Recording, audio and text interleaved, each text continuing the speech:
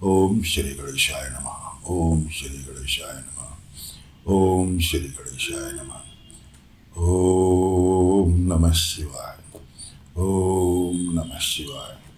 सभी साथियों, देवियों, सज्जनों, भक्तों, श्रोताओं, सभी को मेरा नमस्कार। साथियों, कथा प्रारंभ करते हैं। यह लिंगेश्वर संहिता शिव पुराण का 12वां अध्याय है। इस संहिता में कुल 13 अध्याय हैं। 12वां अध्याय आपको सुनाने जा रहे हैं। 13 अध्याय पूरे होने के बाद अगली संहिता चालू होगी, इसलिए कथा प्रारंभ करते हैं। कथा का विषय है मोक्षदायक नदियाँ, तीर्थ स्थान, वहाँ क्या करना है उसकी चेतावनी देना। सूर्य बोले, विद्वान एवं बुद्धिमान महर्षियों, मोक्षदायक शिव क्षेत्रों का वर्णन सुनो। तत्पश्चात में लोक रक्षा के लिए शिव संबंधी आगमों का वर्णन करूँगा। पर्वत वन काननों सहित इस पृथ्वी का विस्तार 50 करोड़ योजन है। भगवान शिव की आज्ञा से पृथ्वी संपूर्ण जगत को धारण करके स्थित है। भगवान शिव ने भूतल पर विभिन्न स्थानों में वहाँ के निवासियों को कृपा पूर्वक मोक्ष देने के लिए शिव क्षेत्र का निर्माण किया है। कुछ ऐसे हैं जिन्हें देवता तथा ऋषियों ने अपना वास स्थान बनाकर अनुग्रहित कर दिया, इसलिए उनमें तीर्थ तत्व प्रकट हो गया। तथा वह बहुत से तीर्थ क्षेत्र ऐसे हैं जो लोगों की रक्षा के लिए एवं स्वयं प्रदुभूत हुए हैं। तीर्थ और क्षेत्र में जाने पर मनुष्य को सदा स्नान, दान, जप आदि करना चाहिए, अन्यथा वह रोग, दरिद्रता तथा मुक्ता आदि दोषों से भागी होगा। जो मनुष्य इस भारतवर्ष में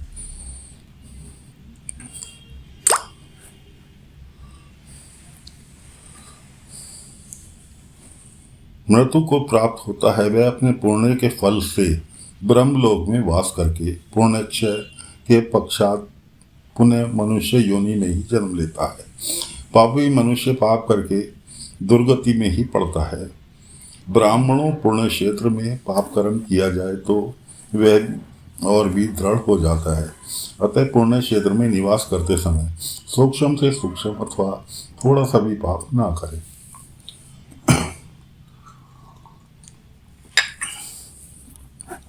सिंधु और सतलज नदी के तट पर बहुत से पुण्य क्षेत्र हैं। सरस्वती नदी परम पवित्र और 7 मुख वाली कही गई है, अर्थात उसकी 60 धाराएं हैं। विद्वान पुरुष सरस्वती के उन धाराओं के तट पर निवास करें तो वह क्रमशः ब्रह्म पद को पा लेते हैं। हिमालय पर्वत में निकली हुई पुण्य सलीला गंगा 100 मुख वाली नदी है। उसके तट पर काशी, प्रयाग आदि अनेक पुण्य क्षेत्र हैं। वहाँ मकर राशि के सूर्य होने पर गंगा की तटभूमि पहले से ही अधिक प्रशस्त एवं पुण्यदायक हो जाती है। सोनभद्र नदी की 10 धाराएं हैं।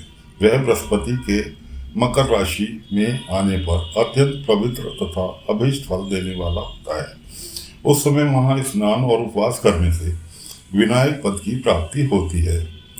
पुण्य सलीला नदी नर्मदा के 24 मुख स्रोत है। उसमें स्नान तथा उसके तट पर निवास करने से मनुष्य को वैष्णव पद की प्राप्ति होती है। तामसा के 12 तथा रेवा के 10 मुख है। परम पुण्यमयी गोदावरी के 21 मुख हैं बताए गए हैं। वह ब्रह्मा हत्या तथा गौवध के पाप की भी नाश करने वाली एवं रुद्रलोक देने वाली है। कृष्णावेणी नदी का जल बड़ा पवित्र है। वह नदी समस्त पापों का नाश करने वाली है। उसके 18 मुख बताए गए हैं तथा वह विष्णु लोक प्रदान करने वाली है। तुंगभद्रा के 10 मुख हैं। वह ब्राह्मण लोक देने वाली है। पुण्य सलीला स्वर्ण मुखरी के 9 मुख कहे गए हैं। ब्रह्मलोक से लौटे हुए जीव उसी के तट पर जन्म लेते हैं। सरस्वती नदी पंपा सरोवर, कन्याकुमारी, अंतरिम तथा शुभ कारक क्षेत्र नदी हैं।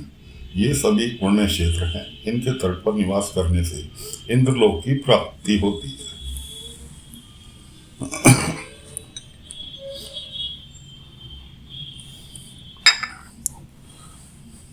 स्वयं पर्वत से निकली हुई महा नदी कावेरी परम पुण्यमयी है। इसके 27 मुख बताए गए हैं। वह संपूर्ण अभिष्ट वस्तुओं को देने वाली है। उसके तट स्वर्गलोक की प्राप्ति कराने वाले ब्रह्मा और विष्णु का पद देने वाले हैं। कावेरी के जो तट पर शैव क्षेत्र का अंतर्गत है, वह अभिष्ट फल देने के साथ ही शिवलोक प्रदान करने वाले हैं। नैमिषारण्य तथा बद्रिका आश्रम में सूर्य और बृहस्पति के मेष राशि में आने पर यदि स्नान करें तो उस समय वहां किए हुए स्नान भोजन आदि को ब्रह्मलोक की प्राप्ति कराने वाला जानना चाहिए। सिंह और कर्क राशि में सूर्य की संक्रांति होने पर सिंधु नदी में किया हुआ स्नान तथा केदार तीर्थ के जल का पान एवं स्नान ज्ञानदायक माना गया है। जब बृहस्पति सिंह राशि में स्थित हो उस समय सिंह की संक्रांति से युक्त भाद्रपद मास में यदि गोदावरी के जल में स्नान किया जाए तो वह शिवलोक की प्राप्ति कराने वाला होता है। ऐसा पूर्व काल में स्वयं भगवान शिव ने कहा है। जब सूर्य और बृहस्पति कन्या राशि में स्थित हो तब यमुना और श्रवणभद्र में स्नान करें। वह स्नान यमराज और गणेश जी के लोक में महान भोग प्रदान कराने वाला होता है। यह महर्षियों का मानना है। जब सूर्य और बृहस्पति तुला राशि में स्थित हो उस समय कावेरी नदी में स्नान करें। वह स्नान भगवान विष्णु के वचन की महिमा से संपूर्ण अभिष्ट वस्तु को देने वाला माना गया है। जब सूर्य और बृहस्पति वृश्चिक राशि पर आ जाए तब मार्गशीर्ष के महीने में नर्मदा में स्नान करने से श्री विष्णु लोक की प्राप्ति होती है। और सूर्य बृहस्पति के धनराशि में स्थित होने पर स्वर्णमुखी नदी में किया हुआ स्नान शिवलोक को प्रदान करने वाला होता है, जैसा कि ब्रह्मा जी का वचन है। जब सूर्य और बृहस्पति मकर राशि में स्थित हों उस समय माघ मास में गंगा जी के जल में स्नान करना चाहिए। ब्रह्मा जी का कथन है वह स्नान शिवलोक के पश्चात ब्रह्मा और विष्णु के स्थानों में सुख भोगने के अंत में मनुष्य को ज्ञान की प्राप्ति होती है। माघ मास में तथा सूर्य में के कुंभ राशि में स्थित होने पर फागुन मास में गंगा जी के तट पर किया हुआ श्राद्ध पिंडदान अथवा तिलोदक दान पिता और नाना दोनों कुलों के पितरों की अनेकों पीढ़ियों का उद्धार करने वाला माना गया है। सूर्य और बृहस्पति जब मीन राशि में स्थित हो तब कृष्णा नदी में किए हुए स्नान की ऋषियों ने प्रशंसा की है। उन महीनों में प्रयोग तिथियों में किया हुआ स्नान इंद्रपद की प्राप्ति कराने वाला है। विद्वान पुरुष गंगा अथवा कावेरी नदी का आश्रय लेकर तीर्थवास करें। ऐसा करने से तत्काल किए हुए पापों का नाश होता है। रुद्रलोक प्रदान करने वाला बहुत ही क्षेत्र है। ताम्रपाणी और वेगवती ये दोनों नदियां ब्रह्मलोक की प्रतिरूप फल देने वाली हैं। इन दोनों के तट पर कितने स्वर्गदायक क्षेत्र हैं। इन दोनों के मध्य बहुत ही पुण्यप्रद क्षेत्र हैं। वहाँ निवास करने वाला विद्वान पुरुष वैसे फल का भागी होता है।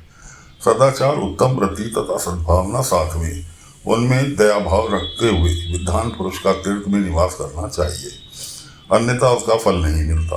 पुण्य क्षेत्र में किया हुआ थोड़ा सा भी पुण्य भी अनेक प्रकार के वृद्धि को प्राप्त होता है तथा वहाँ किया हुआ छोटा सा भी पाप भी महान हो जाता है। यदि पुण्य क्षेत्र में रहकर ही जीवन बिताने का निश्चय हो तो उसे पुण्य संकल्प से उसका पहले का सारा पाप तत्काल नष्ट हो जाता है। कैसे? अगर आप गंगा नदी के पास पर रहना चाहते हैं और परमानेंट रहना चाहते हैं, संकल्प ले लेते हैं कि आज के बाद मैं यहीं रहूँगा, तो आपके सारे पाप नष्ट हो जाते हैं। ऐसा शिव पुराण में लिखा है।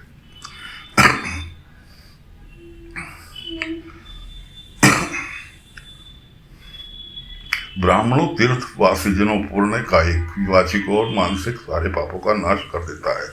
तीर्थ में किया हुआ मानसिक पाप वज्र लेप हो जाता है। वह कई कल्पों तक पीछा नहीं छोड़ता।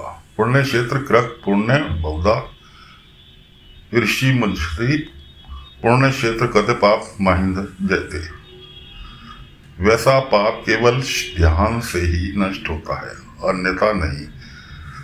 वाचिक पाप जप तथा कायिक पाप शरीर को खाने जैसे कठोर तप से नष्ट होता है। अतः सुख चाहने वाले पुरुष को देवताओं की पूजा करते और ब्राह्मणों को दान देते हुए पाप से बचकर हीर तीर्थ में निवास करना चाहिए। ओम नमः शिवाय, ओम नमः शिवाय, ओम नमः शिवाय। तो साथियों, आप जैसा कि सूत जी महाराज ने शिव पुराण रूपी ग्रंथ में उपदेश दिया है कि जिन जिन तीर्थों के नाम इस कथा में लिए गए हैं, वहाँ अगर आप जाते हैं, स्नान आदि पूजा पाठ करते हैं जैसा कि कथा में बताया गया है, अगर उस रूप से आप वहाँ बर्ताव करते हैं, उस हिसाब से रहन सहन वहाँ का करते हैं, उन तीर्थों पर जाते हैं, तो आप अपने सभी पापों से कष्ट मुक्त हो जाते हैं।